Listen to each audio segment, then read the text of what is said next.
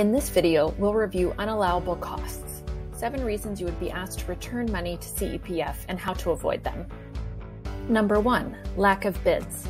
If you are spending $5,000 or more on equipment or a contractor, make sure you follow CEPF's procurement guidelines in Attachment 2 of your grant agreement.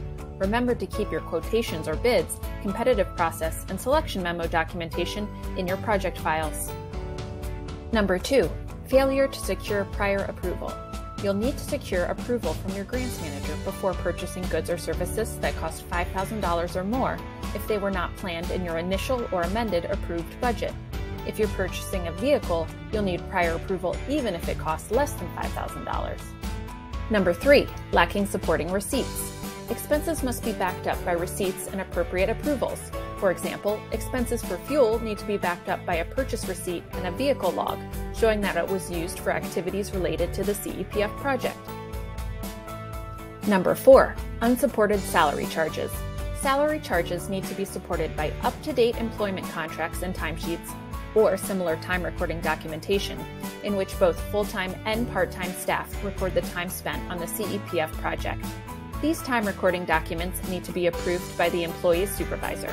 Salary expenses based on budget projections rather than actual time spent on the grant are not allowed. Number 5, out of scope. The grant agreement outlines what CEPF funding can be spent on. If you want to spend money on something that wasn't part of your proposal, you'll first need to get your grant director's approval. Number 6, excessive shared costs. CEPF should be charged to cover shared costs, such as office rent and utilities, proportionately to the work that the grantee is doing for the CEPF project compared to other activities or projects funded by other donors. Number 7, exchange rates. To avoid errors based on inaccurate exchange rates, CEPF recommends using the exchange rate applied by the bank when you received your last CEPF payment for the entire period until the receipt of the next payment. If your organization has its own policy, that's fine, as long as you apply it consistently for the entire project.